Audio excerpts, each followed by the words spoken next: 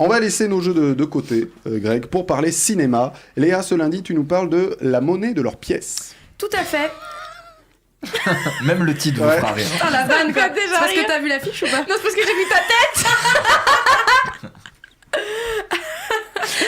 Alors, Ça part bien. Ouais, grave, ça part bien, vous allez voir, ça va bien finir aussi. Alors, donc c'est l'histoire d'une mère célibataire et ses 3 enfants qui étaient certains d'hériter de la riche tante Bertille. Sauf qu'il y a un élément perturbateur, et oui, sinon pas de film. Quel dommage. Celle-ci avait pris le soin de déshériter tout ce beau petit monde au profit d'une vague cousine lointaine par alliance déjà plutôt aisée. Heureusement, elle accepte de partager le butin, oui, mais à quel prix? Ceci est un film archi cynique, au goût plus qu'amer, écrit par des gens aigris. Et oui, le film ne prend jamais son envol, ni dans son propos, ni dans ses revendications, ni dans son humour.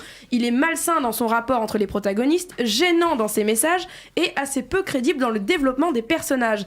Baptiste Le Caplin, heureusement, apporte un peu de fraîcheur et de spontanéité, mais son personnage a une évolution tellement en angle droit qu'on croit à une réécriture en cours de tournage. Quant à Julia Piaton, d'habitude si inspirée et inspirante, si charmante, pétillante, elle n'est pas crédible. Une seule seconde en souffre-douleur, triste et déprimée.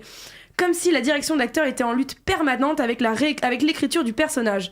On ne sait pas si le partage de cet argent sous condition est une basse vengeance de sa part, quelque chose de véritablement désintéressé, ou si elle les traite comme des vulgaires investissements sur le long terme.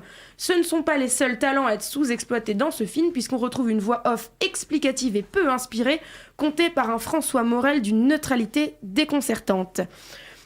Moi, personnellement, j'ai compris Matrix à 11 ans. Donnie Darko du premier coup, j'ai lu tout l'art de la guerre, je sais que la toupie d'Inception s'arrête et je peux t'expliquer les 6 saisons de Lost en 2 phrases. En revanche, je n'ai pas compris ce film. Alors c'est pas de la mauvaise volonté, hein, parce qu'il y avait du potentiel. J'aime beaucoup 5 des comédiens du film et c'est pas rien, parce que 5 c'est plus que le film que je vais voir la semaine prochaine. J'ai pas compris les enjeux, j'ai pas compris les personnages, j'ai pas compris le message. Alors il est possible que le message ce soit que l'argent nécrose tout, ou bien que l'homme est un loup, mais un loup pour qui on sait pas, on n'a pas bien compris. Il y a bien aussi une question qui plane au-dessus de ce film. Peut-on acheter l'amour de son prochain? Alors ça par contre c'est une vraie question, c'est pertinent, c'est profond, c'est complexe. C'est une question à laquelle on n'aura jamais de réponse, ou du moins pas dans ce film. Le pitch aurait pu tout à fait nous proposer une petite toile chouette à la croisée entre un bon Philippe de Chauvron et une légèreté de Charlotte de Turckheim.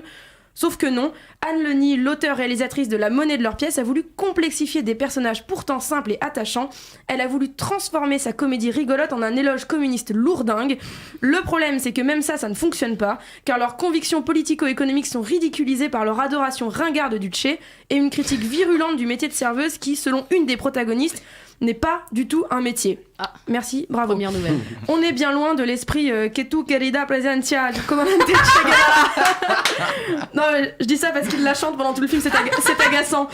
Bref, vous savez, c'est ce genre de film où le générique d'ouverture en animation est bien plus brillant que toute la mise en scène. C'est gênant, c'est malsain, pathétique, paresseux et embarrassant. J'ai même pas cherché de chute à cette chronique parce que le film, c'est le film La Vanne, quoi. Merci Léa.